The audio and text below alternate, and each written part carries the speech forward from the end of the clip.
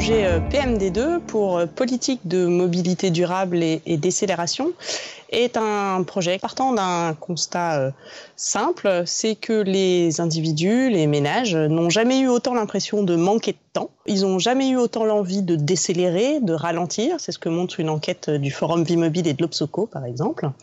Et en même temps, quand on regarde les référentiels des politiques publiques, c'est la vitesse, l'accélération qui est souvent au cœur de la conception des politiques de mobilité. Il faut toujours aller plus vite, sachant que l'idée, c'est qu'en allant plus vite, on va passer moins de temps à se déplacer et donc on va gagner du temps. Sauf que dans les faits, on sait bien depuis longtemps que ce n'est pas vraiment un gain de temps, mais plutôt un gain d'espace. Si on va plus vite, on en profite d'abord pour aller plus loin. Il y a finalement une aspiration qui pourrait nous permettre d'élaborer des politiques de mobilité plus durables, en favorisant certes des modes doux, mais aussi en ralentissant l'usage de modes polluants.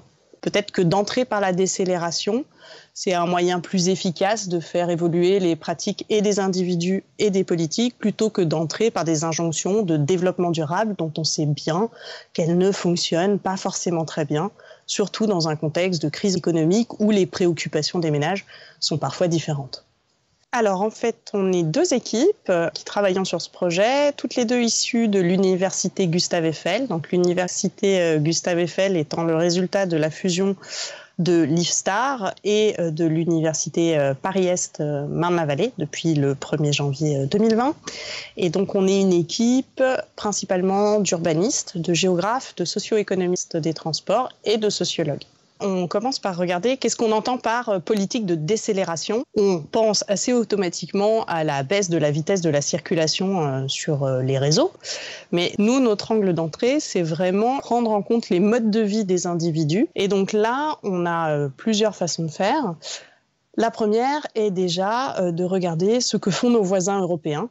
Des politiques qui prennent en compte les modes de vie et qui prennent en compte cette aspiration à la décélération en proposant des services horaires plus adaptés pour les gardes d'enfants.